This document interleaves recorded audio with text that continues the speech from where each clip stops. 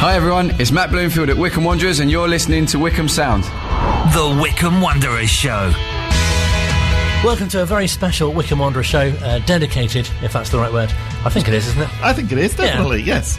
To the career at Wycombe Wanderers of Mr. Wycombe himself, Matt Bloomfield, who tomorrow actually, I was going to say this Friday, tomorrow is the appreciation game. People don't know what day it is as it is because it's Easter, so don't worry about it. This Good Friday, the visit of Plymouth Argyle has been dedicated to Matt Bloomfield in a celebration of his time at the club as both a player and now a coach as well. So this evening we'll be hearing from him.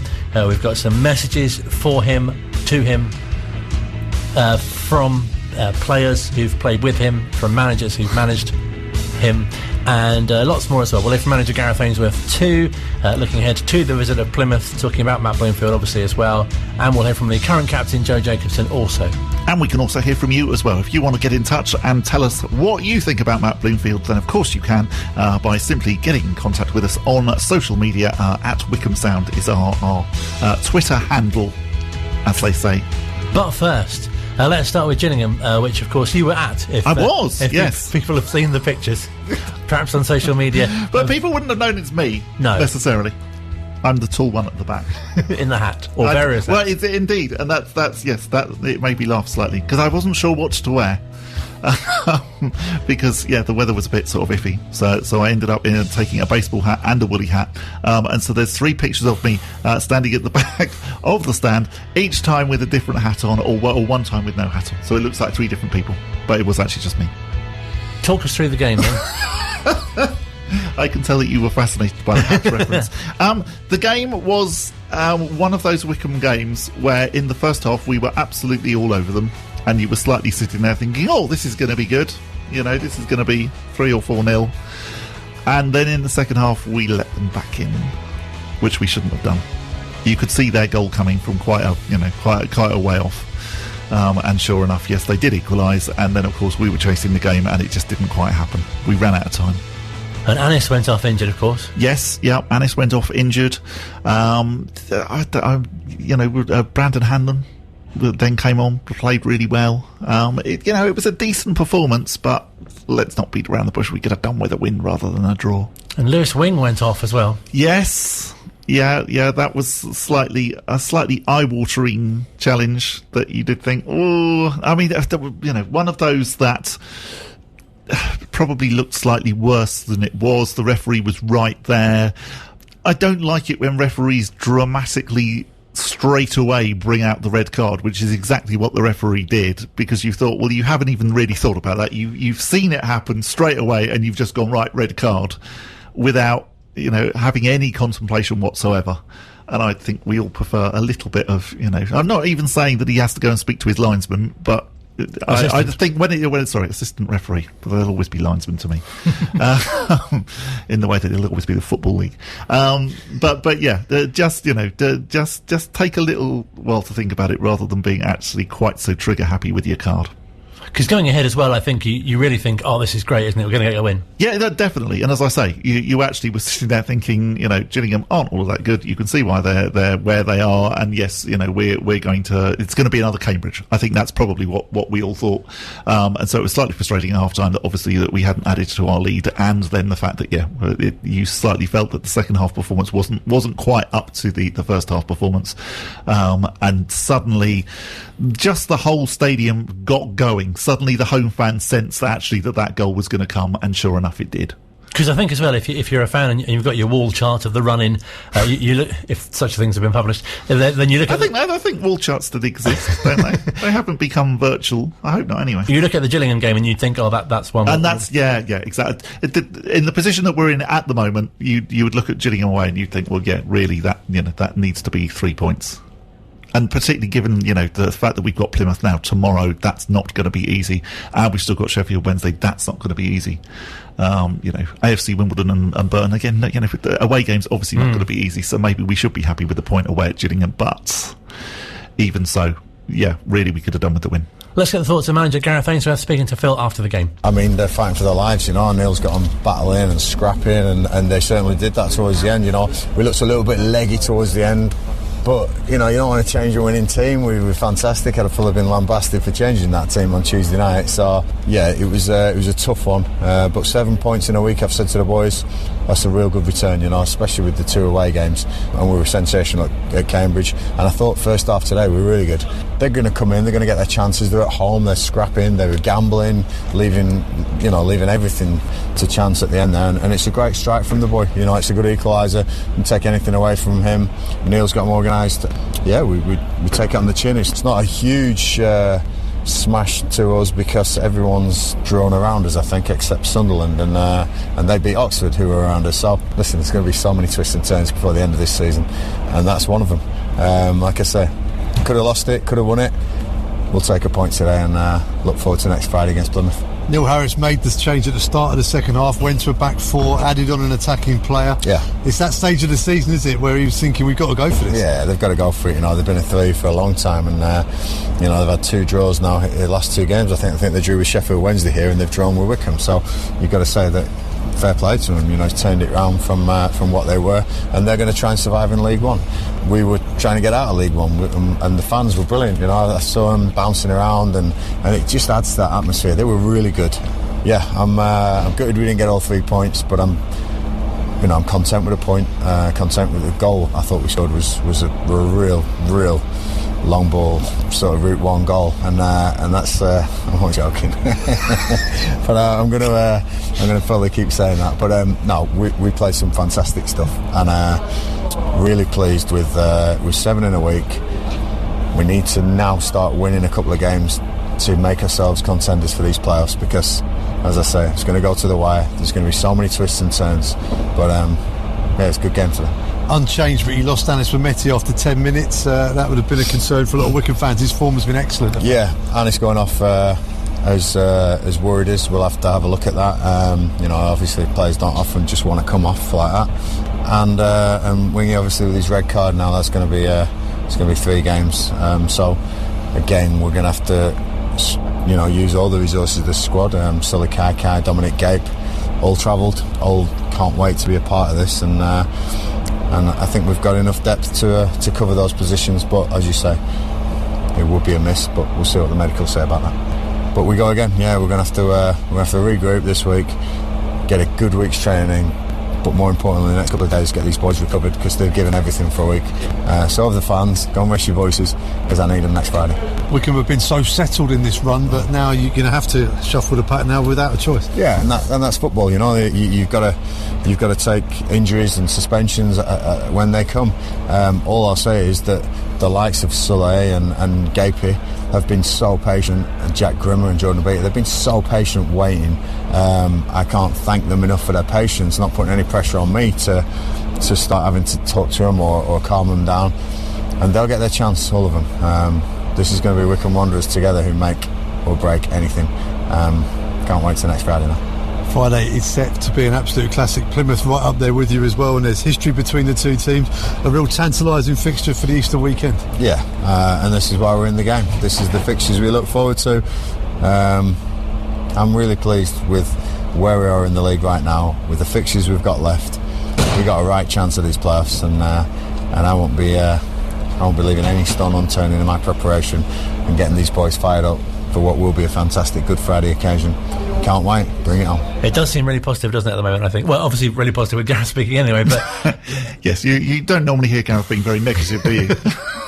but interesting that you touched on the players being leggy as well. I think that was quite interesting. Yes, yeah, definitely. And also interesting that he sort of said, oh, you know, we'll get them in training this week, and then sort of backtracked slightly and said, oh, but, you know, first of all, we're going to make sure that they've recovered. And you think, well, yeah, you know, when you've got 2 games, I mean, at least it's Friday and Monday. You know, at least it's not in, you know, the days where they didn't used to really play on Good Friday, and so you used to have Easter Saturday and Easter Monday.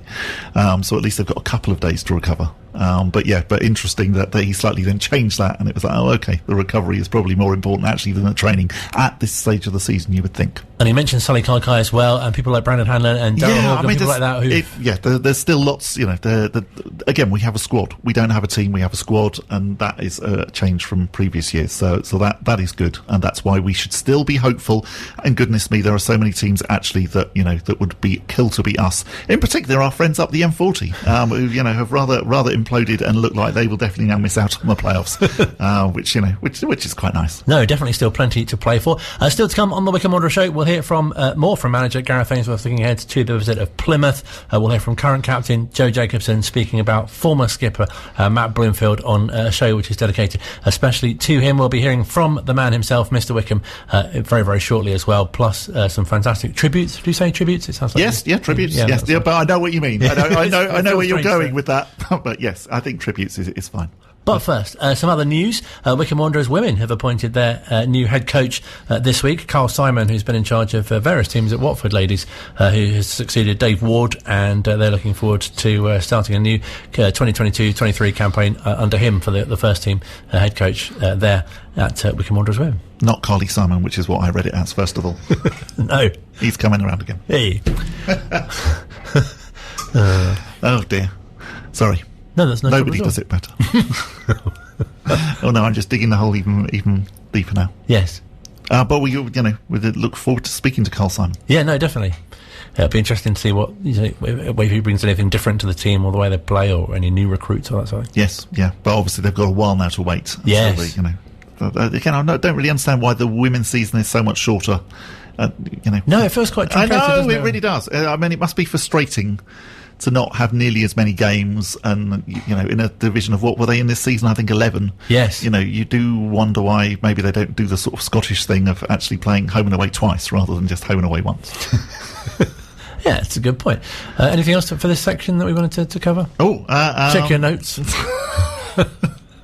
Well, today I see it is that day where all football fans of teams who are sort of like hovering around the playoffs have to decide whether or not they actually want to know this or not. Oh yes, the playoffs. They've released the playoff semi-final dates. Now, I always find that whenever I put the playoff semi-final dates in, that's always the kiss of death, and always means that then your team completely plummets and doesn't actually make the playoffs. So I'm still not quite sure whether or not I want to actually even know about the play. We knew when the playoff final was, but they've now released the playoff semi-final dates and also the way round that they're going to be. If you see what I mean? Yes, absolutely. So you now look like... Are you going to share them with us, or are you literally just telling us that that's... because I'm sort of hedging my bets, because I don't really want to know. So you can tell us. No, it's all right, we'll leave it. Okay. Talking of significant... It's good to know they're out, though. No, that seems silly, though. Talking of significant... Oh, you're going to reveal them? Go on. Keep going. Oh, okay. Talking of significant dates, yesterday was 65 years since the Amateur Cup final of 1957 against Bishop Auckland, which is quite exciting. And next week on the show we'll be chatting to Ray Howson, who was a young player around the time and would have had access, if that's the right word, to first teamers around that time. So we're very much looking forward to chatting to him. 65 years. And also we are hoping to speak to Sam Wood as well. And Sam Wood was at the Gillingham game, which was very, very exciting. And I did feel a little bit for him at half-time when everyone was chanting at him, Woodo, give us a song. And he's just one person. What was he meant to do? And he just stood there sort of like making his cup of tea. Just feeling a bit awkward. Exactly.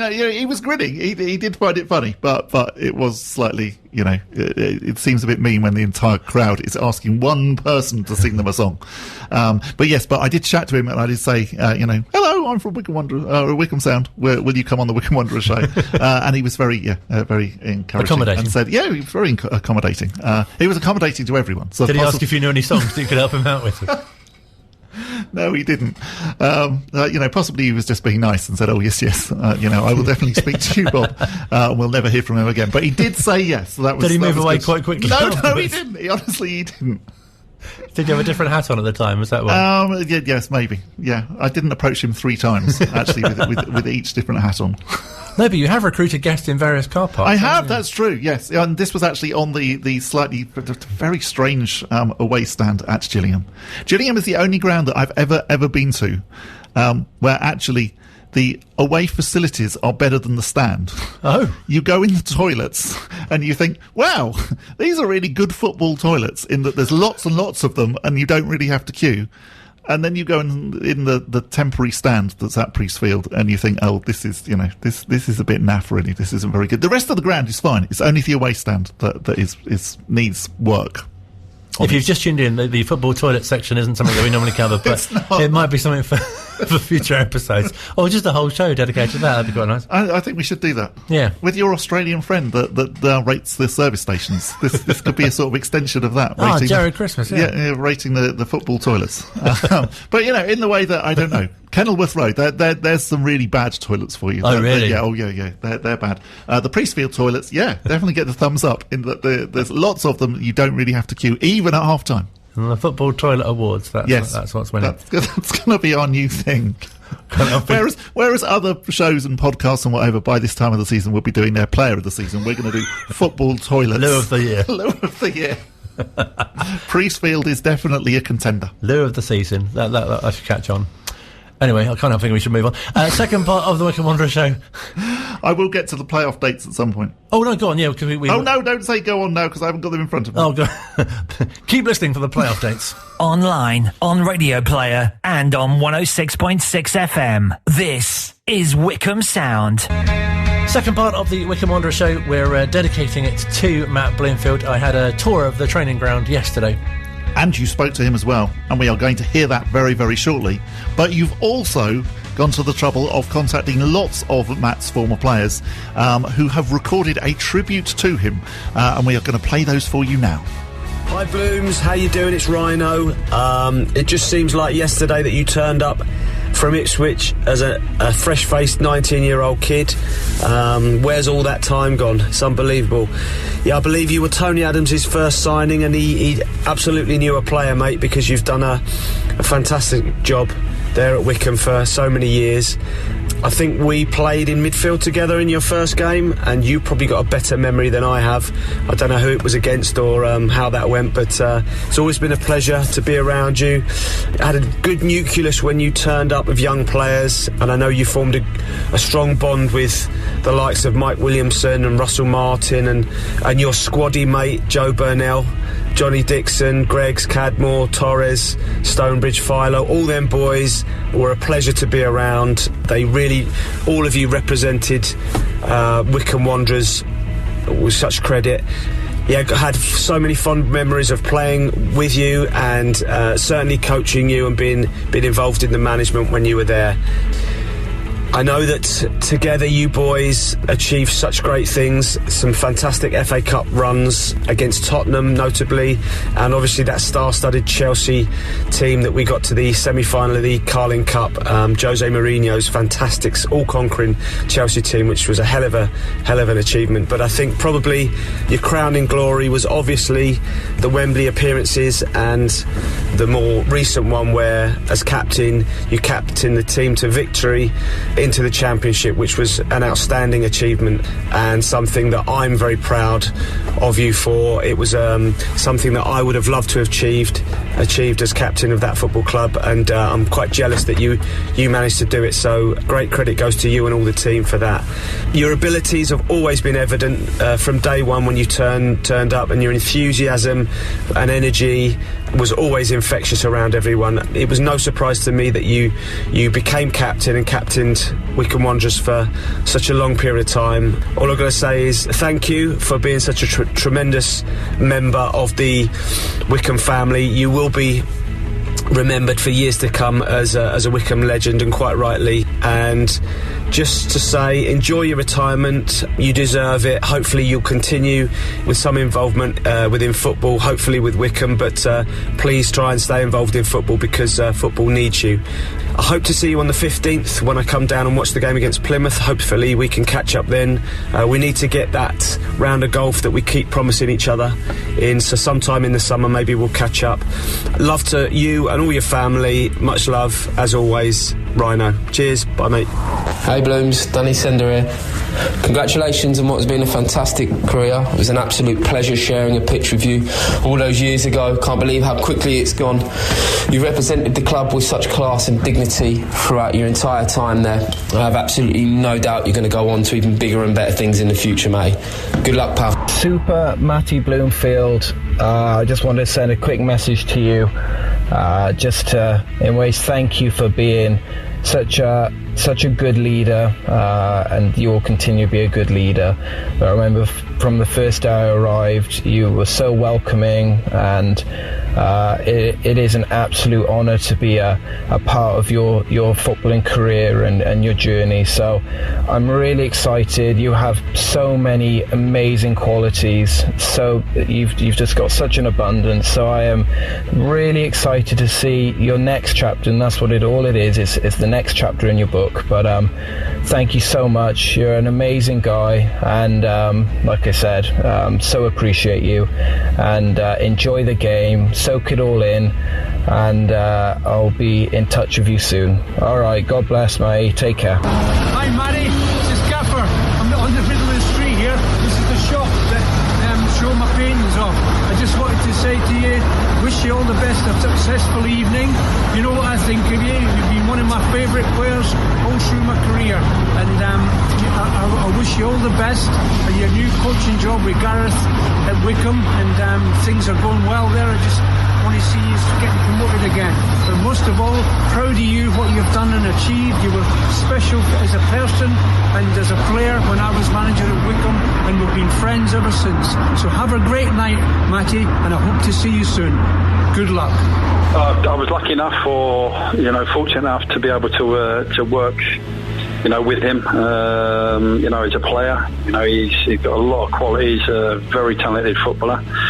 But, he's got other qualities as well. He's very, very determined. Every training session, every game, he wanted to improve and, be the best at what he can be, and every session he gave 100%, every game he gave 100%. He was totally committed to the cause. He's been a loyal servant to the football club, and the club are very lucky to have him. He's got all the attributes, all the qualities to go into the coaching side. Even during a period of time that I was there, you could see that he had the right makeup to want to go into coaching. I know he's done the media side as well, and he's very good at that. But with the experiences as a player, if he can help younger players develop and fulfill their potential, that'd be great for him and for the club as well. Matt Bloomfield has done more to this football club than possibly anyone who's at this club right now, honestly. And I know there's fans who've been here years getting behind us. I've been here a long time. There's a lot of staff been here a long time. Matt Bloomfield has represented this club in the best possible way he can in everything he's ever done for this football club. There's nothing I could ever say about Matt Bloomfield that would think, that's a little bit of a low point. He's just been phenomenal through all his injuries, through what he's been used to do, what he's been asked to do with different chairmen coming in and Matt having injuries and not being able to get big contracts, and then finally realising his dream of playing in the Championship for this football club. He has been the most influential player at this football club for the last 20 years, and I don't think there's an argument anywhere in football that could say different to that. He's just been reliable, honest, just 100% Wycombe Wanderers, and he loves the place. He really does, and he's an absolute shining light, and eclipses everything anyone has done at this club. Matt's been fantastic. So fantastic to speak to you. Thank you so much for your time, and really nice to hear those tributes as well. Yeah, that was just incredible. It's made me feel a bit emotional, I must admit. There's people who have said those kind words who I could not respect and admire anymore. It's not possible to respect and admire them more than I possibly do. So to hear say those kind words about me is just really touching. Made me feel a bit emotional, and it's just lovely to think that all the effort and all the endeavour over the years has represented this club the way I really wanted to, and really wanted to over the years. So it's really, really touching. Have you had sort of time to reflect? Because obviously when you made the initial announcement, I guess obviously it was quite hard with the news about the injury and stuff like that. But do you kind of now, sort of time on, do you think to look back and sort of see what you've achieved? Quite possibly, but do you know what? I've now got new things that I want to achieve. So it's kind of like I don't feel like I can rest on anything. I really loved my career. I enjoyed every moment of it, although there was some real highs and some devastating lows along the way. You know, it wasn't all sunshine and light. There was some tough times along the way, but I loved it because I was doing what I loved doing, the job I dreamed of doing, playing for a club that I could not love any more than I possibly did. So it was so fulfilling in so many ways. But now I have a new career and new ambitions and new things, new goals to aim for, and my focus is firmly on that. Hearing, you know, those gentlemen say such kind words about me is obviously really touching and very fulfilling. So it's really kind of them, and I might take a minute just to think about that. But you know, as much as I'm looking forward to today on Friday, it'll only be enjoyable if we beat Plymouth. So there's always something to look forward to and aim for. Is it possible to sort of sum up what's kept you at this one club for so long? I'm sure people ask you a lot. Yeah, I'm not sure it's possible to sum it up without me waffling on all day. I don't think, if I'm honest. You know, I came here at 19, I signed an 18-month contract, and I honestly thought that it was going to be a stepping stone. I left Ipswich in the Championship, and when I say honestly thought that, I hoped that I would get back to that point. I didn't realise it was going to take me 18 years to get back to that point, but you know, that was the level I wanted to play at. That's the level I wanted to prove everyone wrong at Ipswich that I could play that. But then I kind of came into the club, and it got under my skin, and we went on this kind of incredible journey together, and there was always a reason to stay. There was always something to aim for. You know, the people here are so special, the supporters, the people who work behind the scenes. You know, I was so lucky to play for so many great managers, you know, Tony Adams, John Gorman, Peter Taylor, Gary Waddock, the gaffer, you know, these are Paul Lambert. You know, these are all just incredible managers, and we just had an absolute run of great people, and there was always a real good reason to stay. There was always something to aim for. So it's not as if at any point over those 18 and a half years that it's got stale. It's not. There's always something new to aim for. The club's been moving forward over the last 10 years under the manager, the gaffer now, and there's always been a reason to stay, and I've loved it here, so there's never been anything that's made me want to leave. And it must have been fantastic, the sort of transition that you've witnessed, obviously being in League 2, in League 1 and the Championship obviously at last, and seeing the different players come and go as well. It has been, and do you know what, I spoke earlier on about the devastating lows, but you can only enjoy the highs if you experience the lows. And I wouldn't have enjoyed the highs of getting promoted at Wembley 2 years ago, and I wouldn't have enjoyed the highs of, you know, playing in the Championship finally at 36 without experiencing those lows along the way. So they were massive lessons in my life, let alone my career, and it enabled me to enjoy and really, really savour those moments that we've had over the last couple of years, because, like I say, without those early experiences in my career, then the last couple of years wouldn't have been quite so joyful, I don't think. Are there particular highlights that you sort of pick out or think of? Obviously, that's probably your first goal against QPR. I saw that recently, and obviously the Chelsea games, and obviously being at Wembley for the Championship as well. Yeah, nothing comes anywhere close to 30th of July 2020. Nothing comes anywhere near that. That was the most euphoric moment on a football pitch I've ever experienced. I must admit, Torquay away wasn't too far behind in terms of, you know, if this club fell into the National League or the Conference as it was called at the time, what would the ramifications been and what would the repercussions been as a football club doesn't even bear thinking about. So I must admit that those two moments are a real standout. Obviously I enjoyed the cup runs, they were great, but for real pivotal moments in my life, let alone my career, those two moments stand out above the rest. And it must be with such a sense of pride as well, the way you've led various teams and obviously represented the club as well, and as you see, you know, where it is today. Yeah, I think, you know, playing at Wembley was one boyhood dream. Captaining a team at Wembley was two. To win and lift a trophy was above my wildest dreams. So I think that's why it was, you know, and to do it, you know, for any team it would have been great, but to do it for Wycombe Wanderers, who a club whose people I think is the main thing. You know, the supporters, the people who work at the club, the manager, the assistant manager, the coaching staff, my teammates.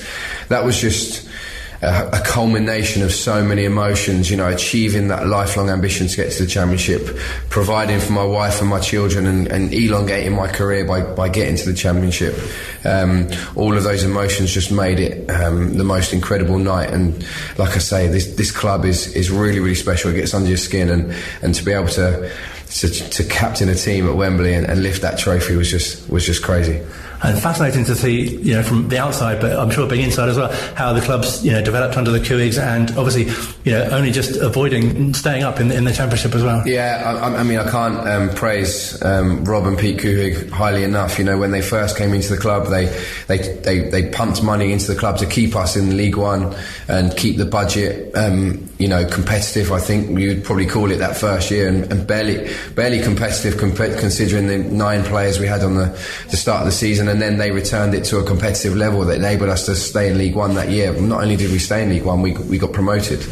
I think we forget that they didn't even actually take over the club until February of that season that we then got promoted. So the work that they've done here, the way they've supported the manager, the way they've supported the players, the improvements are not only here at the training ground but down at Adams Park as well, and supported me through this transition period in my career when my playing career's ended. I can't thank those 2 gentlemen highly enough, along with their families as well, with Missy's been over with Rob and helping develop the club and the commercial and in the shop as well, in the merchandise. So they've been incredible for this club, and the reason we can enjoy these last couple of years is because of those guys getting involved, because under a trust ownership it was really hard to maintain League One football. And not only did they enable us to maintain League One, they paid us throughout the pandemic, which enabled us to play the playoffs to get to the Championship, and without their takeover, I'm not even sure we would have been able to afford to go through that playoff campaign and pay the lads in full like they did. So my extreme gratitude to them for what they've done for Wycombe Wanderers. And how would you describe your relationship with Gareth? Because obviously he's someone that you played with and roomed with as well, and then sort of played under and are now part of the coaching team as well. How do I sum it up quickly? It's hard to because I guess respect is the first word that comes to mind. A real mutual appreciation and respect of each other. To go from roommates and teammates to manager and player could have been a tough transition period for the both of us, but it wasn't, because I totally and utterly respected that he was the manager and he had to make tough calls and decisions along the way. And I couldn't admire or respect him any more than I possibly do. The job that he's done for Wycombe Wanderers. He's the best manager in this club's history, and what he's done in the last 10 years is nothing short of miraculous.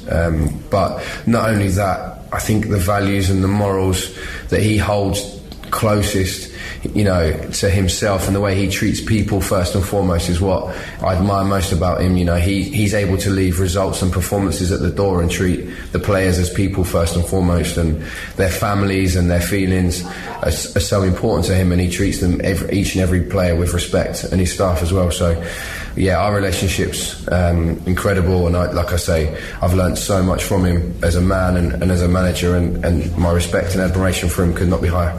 And the growth in the size of the squad that's available to him as well. It doesn't feel like that long ago that he was having to name himself as a player or the goalkeeping coach in teams as well. Exactly, and I think that's a sign of how far this club has come. It's the gaffer's job getting us to Wembley, although we lost in the playoffs in 2015, I believe, and then to be under trust ownership and to keep punching above our weight. For then the Couigs to come in and enable the gaffer to make some great signings that summer. David Wheeler, Jack Grimmer, Paul Smith, Namdi, some other names I'm sure I've forgotten, but we lost Jason McCarthy that summer, but Darius played out of his skin that year with a hip injury. It really enabled the gaffer to galvanise the whole club and push it forward. And you see now, the building at the training ground, the facilities we've got down at Adams Park.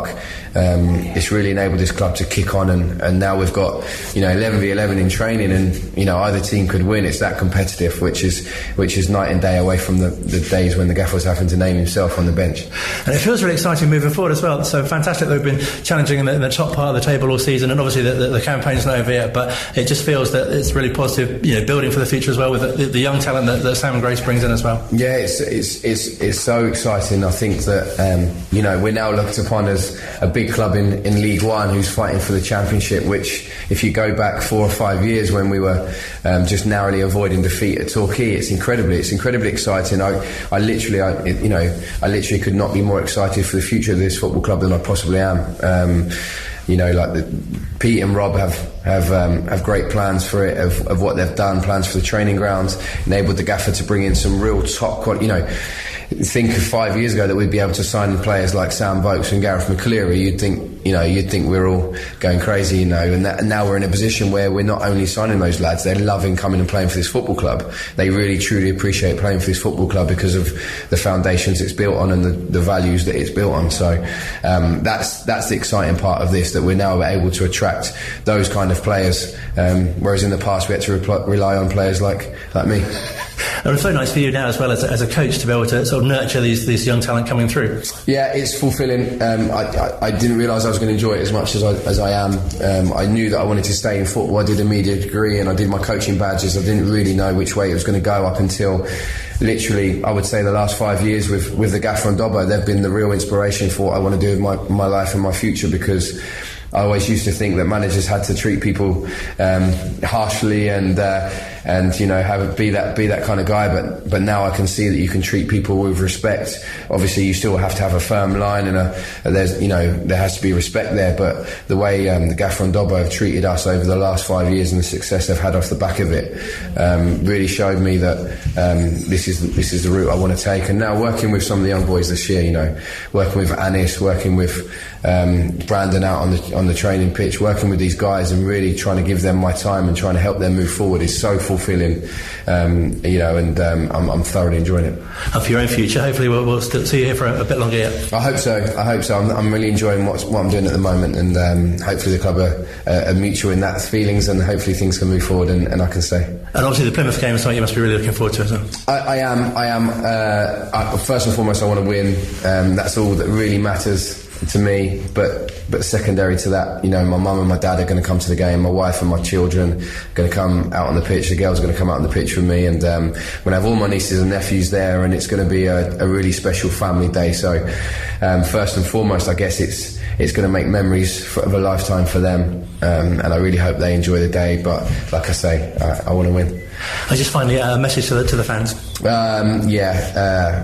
I would just like to say the most heartfelt thank you to all the supporters for the last 18 and a half years, supporting me on the pitch through some really good times, but also some really tough times. I hope that they would think that the respect has been mutual. It's come back from me to them as well. I've really appreciated them supporting me and supporting the team through those tough times.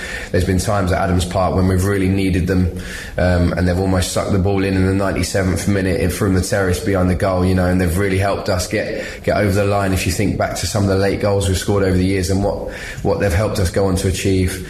And not only that, it's just speaking to people around the ground, seeing people at supporters events or out in the town or before and after games, and the support that I've received over that 18.5 years, I really hope they realise how much I've appreciated that, and hopefully our relationship will continue going forward. Well, on behalf of everyone, thank you so much, Lee, for your service. Brilliant to chat to you. Thank you, thanks for having me. Real pleasure to chat to Matt Bloomfield. I must say a big thank you to Matt Cecil as well for facilitating that. You might have seen on the club website. You really think you've made it when you see a picture of yourself on the club website. I was surprised. It was a good shirt. I liked your shirt. I was surprised they used my face. I thought that would put me wrong. I thought they used someone else as like a stand-in or just feature Matt. But it was nice to have. They could have got you like Bodger's head or something. Exactly. Yeah. Yeah. No, really, really nice. What a lovely guy Matt Bloomfield is. Really interesting as well, the comment that he made about thinking about managers and that he assumed that actually to be a manager, you basically have to be cross and shout a lot, and then once Gareth came along, he realised that wasn't the case. I think that sort of is why we have so many, why somebody like Matt has stayed for such a long time, and also why we have so many players who then actually come back to Wycombe Wanderers, because they realise actually, that we do have somebody very special actually who is our manager. Absolutely. We'll hear from that man, Gareth Ainsworth, before the end of the show as well. And we'll hear from the current captain and get his thoughts on Matt Bloomfield as well here at Wycombe Sound. Online, on Radio Player, and on 106.6 FM. This is Wycombe Sound. Final part of this week's Wycombe Wanderers show, a special featuring Matt Bloomfield. We'll hear from the manager in a few moments' time. Lots going on at Adams Park tomorrow, though, with the visit of Plymouth. New kit, limited edition. Yes, a special kit for Ukraine. So we are going to be playing in blue and yellow quarters tomorrow, and that kit will then be auctioned off as well, with all proceeds going to the Ukrainian appeal.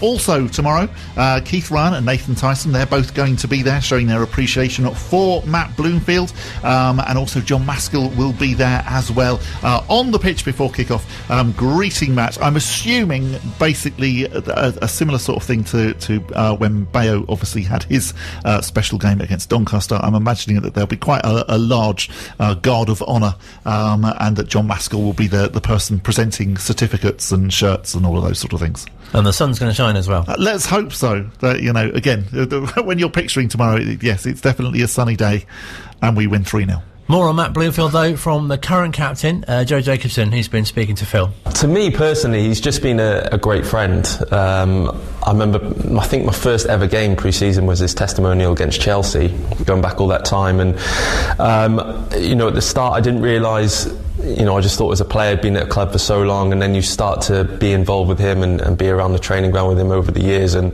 you can see what a special guy is and how much he deserves to have this big day.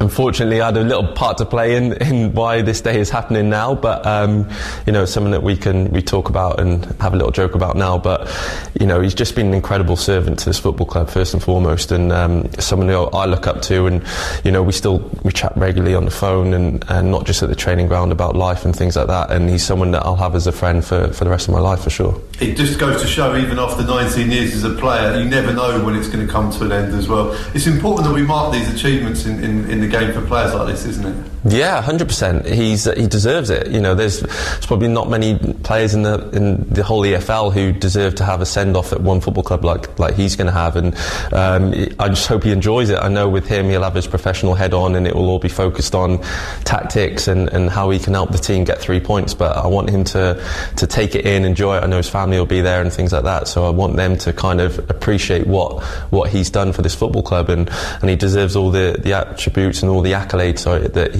that will come his way. I'm his biggest fan as much as anyone else, and I really want us to get the 3 points. I know that will be his most enjoyable part of the day. Now he's on the coaching staff. What do you miss about Blooms as the player, your teammate?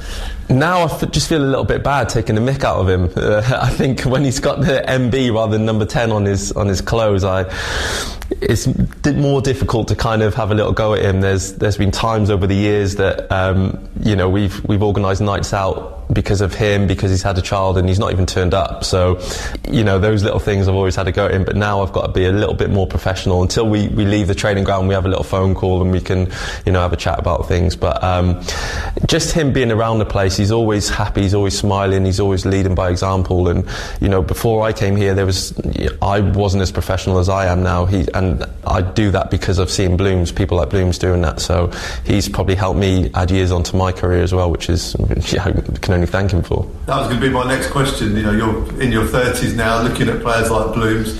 What is it about his habits and his professionalism that's infiltrated your game and your approach? I just think that there's always more that you can do. You always think when you're younger you'll be fine, you can play, you don't need to do the extra work, but I think the older you get, it's easier to say and to see from times before that I wish I did more and I wish I did this. But probably luckily for me, I found Blooms at a good time, and is at a time in my career where I've been managed to kind of elongate my career a little bit more than I may have done if I wasn't at a club where people and staff and things like that were so professional. So you can only look at someone like Blooms, who's still as fit as anything else, and if it wasn't for the injuries, then he'd still probably be playing and be desperate to be playing. So for me, he just shows that you can play on for as long as you want to. He still has that desire, he still has that appetite and that hunger to work hard every single day. He may not be doing it playing, but he does it around the place. He still manages to lift everyone when he needs to and things like that. So it's only a positive to have around the place. He walked through the doors at Wycombe Wanderers in 2003. Can you remember what you were doing in 2003? That was the year I left high school, actually, so I wasn't that far behind him. Some of the boys, I don't know if they were born in 2003, but yeah, it's a long time ago. And you know, we always joke about when transfer windows come about, and he's like, "Is it first time in 20 years, or 20 windows, or 30 windows, whatever it is, that he might have a phone call from his agent," but it never happens. And yeah, it's amazing that in this day and age that a player can stay at a club for so long. And yeah, it's just a credit to himself for always being, you know, out there to be picked, for always being available for managers, for always having managers who want to play him and like him, and he's good around the place. You know, if you don't last that long under so many managers, if you don't have all those things, so it's a credit to himself. And a bit like the Bayo Appreciation Day, are the boys desperate to get that win on Good Friday for Blooms for his day? Yeah, of course. You know, we know how big the game is, not just for us, but for Blooms as well. And like B said before his game, all he wanted was 3 points. That will make him happier than anything else. And Blooms will be the same. Get the 3 points, he can enjoy the day with his family.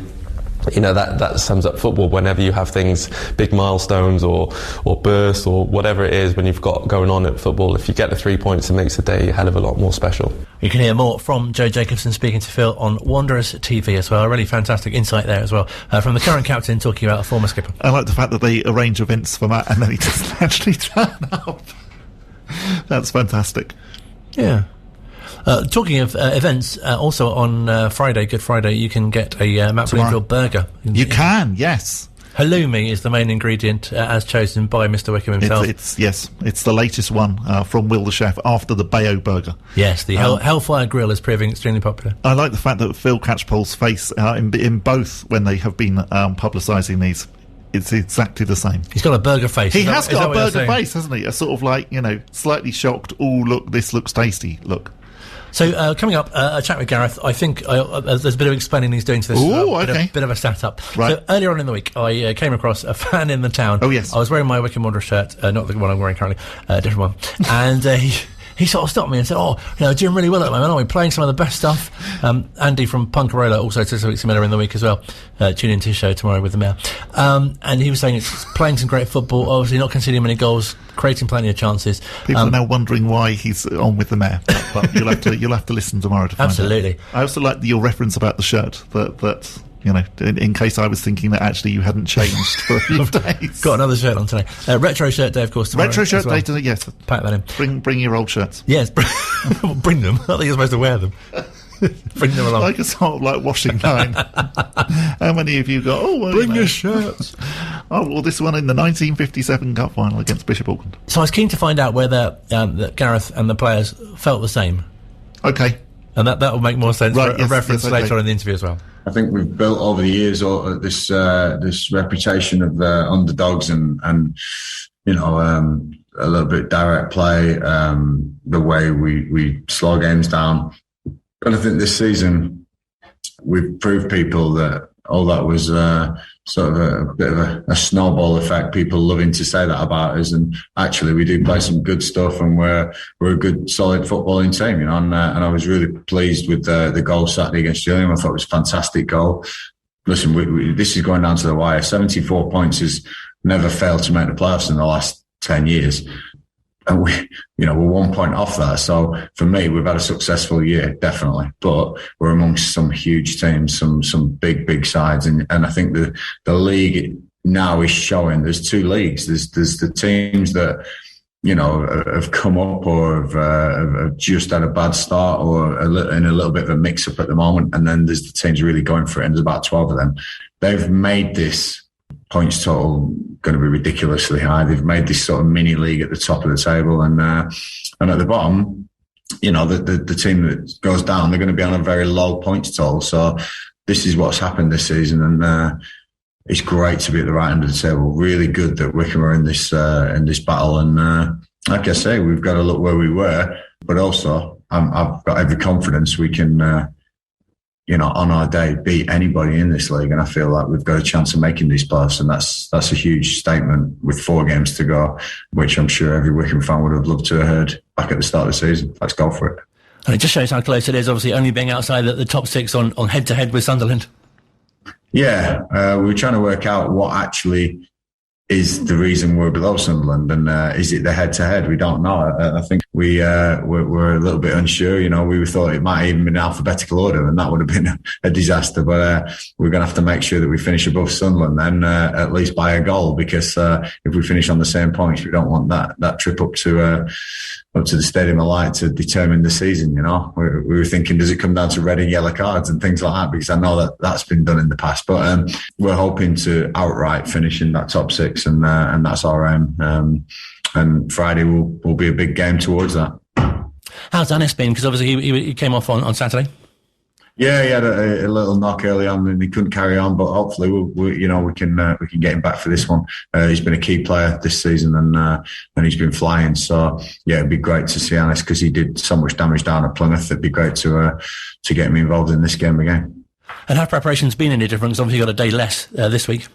Yeah, of course. Yeah, we changed the day off round. You know, we get the boys in on specific days for games, and it's been my prep through my tenure. You know, with all the sports science and loading and everything, we're looking at that and reviewing that for next season. But this season, we've kept it as normal, and yeah, we're really pleased with where we are.